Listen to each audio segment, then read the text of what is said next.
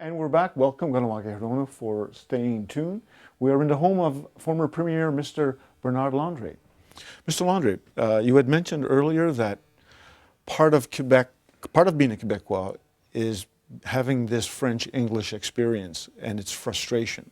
Have you, sir, personally experienced discrimination and racism as a Quebecois? Yes, unfortunately, a long time ago. I have mentioned that I was in a college in a small city. When I came to Montreal, of course, our language was discriminated. There was contempt for us, and so speak white and so on.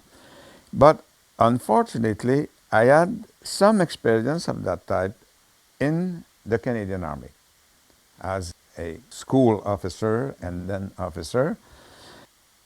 I have been ordered by English-speaking officers, speak English, it's an order.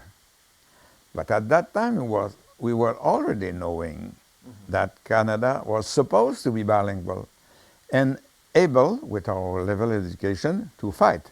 And we did fight.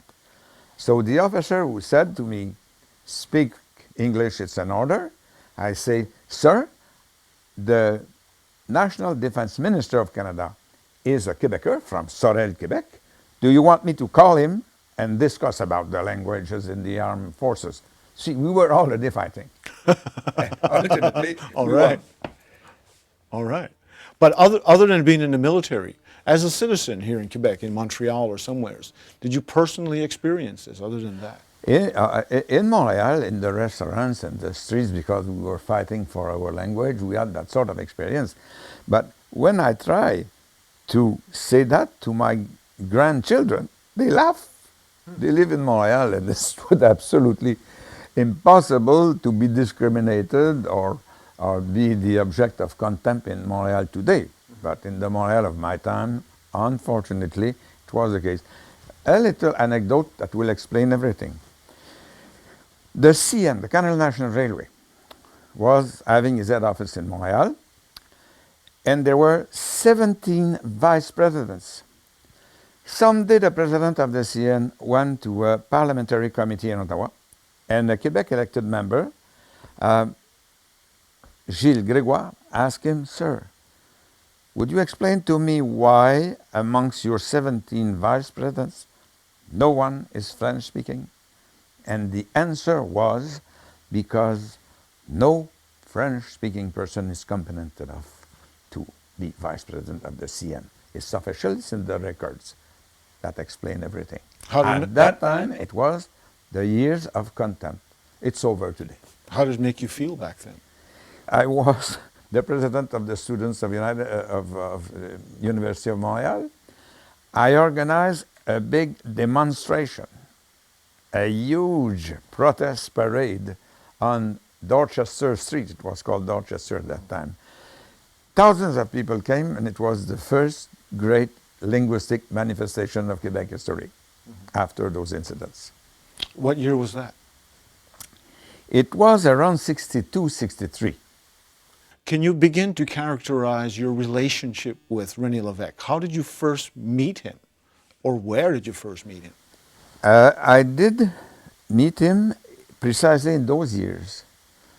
In 62, there was a very crucial electoral campaign in Quebec for the nationalization of electricity. And it was a very important symbol for the future. It was a turning point in the control of our economy.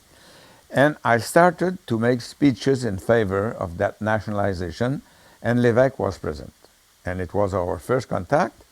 And 1 year and a half later, he phoned me and said, I remember you, and I want you to come to work with me. He was a Liberal minister of that time, to work in his office as an assistant. And our relations start those very days, last very, very long. I have always been loyal to him, a friend of him, and I had the chance, in a sense, to have dinner with him 1 week before he died. We were invited, my wife and myself and Louise Baudouin and some others, for the last dinner in René Lévesque's house. You two are credited as being a few of the founding fathers of the modern Quebec movement, specifically the Parti Québécois. Are there others who could be considered founding members? Of course, Jacques Parizeau, no doubt. Camille Lorrain, no doubt. But also Pierre Bourgault, André d'Allemagne, and some others. We founded that party in '70, and 6 years later we were in power. That means that there were some very dynamic people. You had some very interesting campaigns, I would think. Of course, it was fascinating because it was more than usual politics. It was to be militant for the freedom of our nation.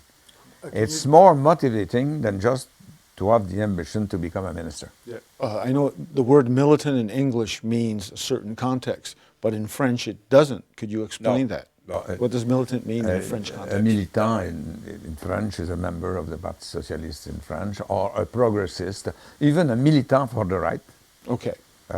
Militant, en français, nothing negative. Okay. In English, what could it be?